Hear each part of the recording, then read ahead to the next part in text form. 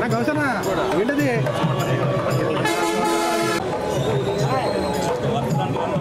అందరూ కనిపిస్తే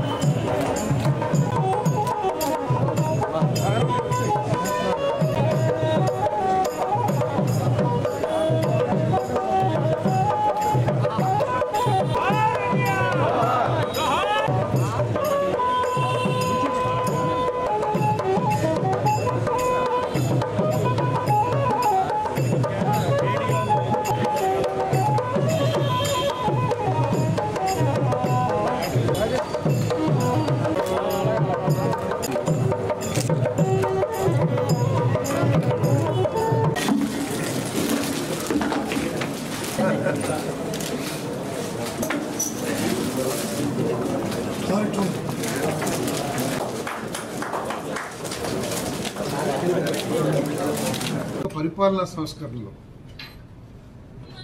పట్వారీ వ్యవస్థ రద్దు కానివ్వండి, మాండలిక వ్యవస్థ ప్రారంభించడం కానివ్వండి, మహిళలకి ఆస్తి హక్కు కలిగించడం కానీ, ఇటువంటి అనేక విప్లవాత్మకమైన నిర్ణయాలతో మంచి పరిపాలనకి పునాది వేసిన నందమూరి తారక రామారావు గారిని గౌరవించుకుంటూ ప్రతి ఒక్కళ్ళ బాధ్యత అని చెప్పేసి నేను భావిస్తున్నాను. మనం చూస్తా ఉన్నాం రాజకీయాలు. పార్లమెంట్లో ఎవరినో ఒక చిన్న తప్పు మాట్లాడితే దాన్ని వెంటనే భేషజానికి పోకుండా అది తప్పు, నేను విత్డ్రా చేసుకుంటున్నానని చెప్పేసి చెప్పిన పెద్ద నాయకులు మనందరం కూడా చూశాం. మరి అటువంటి నాయకుల అడుగుజాడల్లో పార్టీలు ఏదైనా కానివ్వండి, ఏవైనా కానివ్వండి, గౌరవప్రదమైన రాజకీయాలు చేసిన పెద్దల బాటలో మరి రాజకీయ నాయకులందరూ నడవాల్సిన పరిస్థితుల్లో ఈరోజు మనందరం చూస్తూ ఉన్నాం. రపరప నరకండి, ఎవడొడ్డు వచ్చినా తొక్కేస్తాం, ఇటువంటి భావజాలాన్ని ప్రజల్లోకి తీసుకువెళ్తే భవిష్యత్తులో ఈ రాష్ట్రంలోని యువత ఎటువంటి మార్గం పడతారో కూడా ఒకసారి ఆలోచించాల్సిన అవసరం ఉందని చెప్పేసి మనం చేస్తాం. ప్రజా జీవితంలో వచ్చిన ప్రతి ఒక్కరిని కూడా ప్రజలు గౌరవిస్తారు.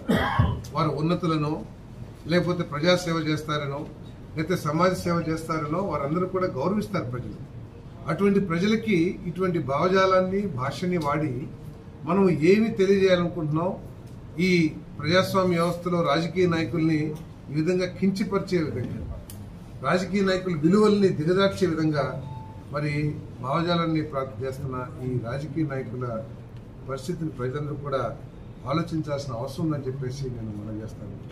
ఒక పక్క చంద్రబాబు నాయుడు గారు విజన్ 2047, 25 సంవత్సరాల తర్వాత మన రాష్ట్రం ఏ విధంగా ఉండాలి, 25 సంవత్సరాల తర్వాత తలసరి ఆదాయం ఎవరు ఊహకు కూడా భవిష్యత్తు కాదండి. రాష్ట్ర భవిష్యత్తు అంటే మన పిల్లల భవిష్యత్తు, మన భవిష్యత్తు, మన కుటుంబాల భవిష్యత్తు అనే విషయాన్ని గుర్తించాల్సిందిగా నేను మనవి చేస్తాను.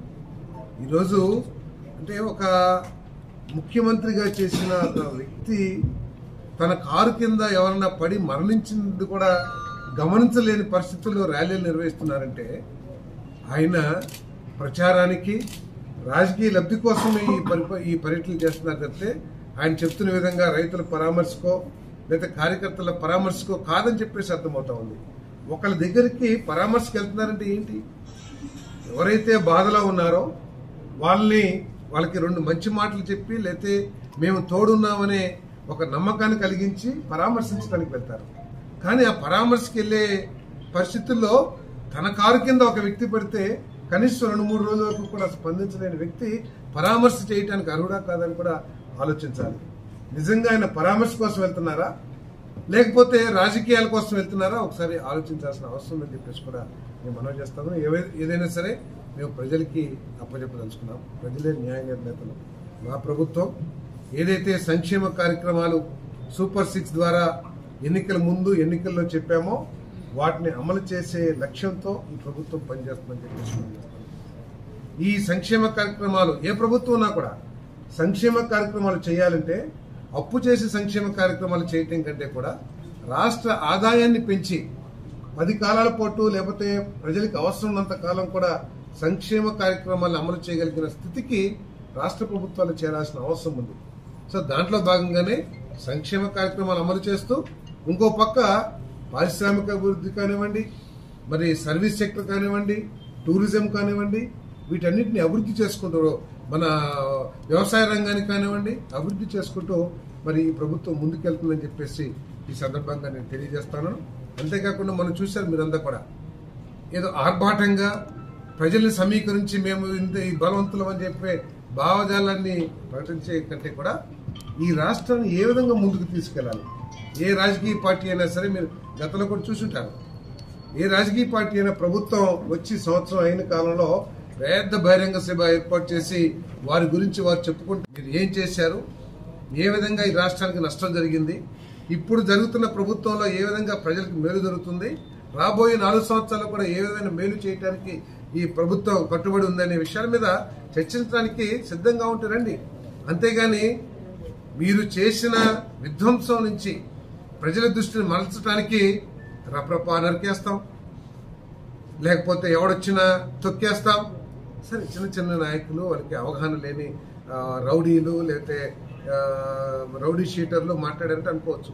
కానీ ఒక స్థాయి నాయకులు, రాజకీయ నాయకులు కూడా, ఒక ప్రజాప్రతినిధులుగా చేసిన వ్యక్తులు కూడా నరికేస్తాం, బట్టలూరు తీసుకొడతాం, ఇటువంటి మాటలు మాట్లాడుతున్నారంటే మరి ఈ రాష్ట్రానికి ఏ విధంగా పెట్టుబడులు వస్తాయి, ఈ రాష్ట్రం ఒకవేళ వారి చేతిలోకి వెళ్తే ఏ విధంగా మళ్లీ విధ్వంసానికి గురవుతుందో ఒకసారి ప్రజలందరూ కూడా అర్థం చేసుకోవాలని చెప్పేసి మనం చేస్తాం.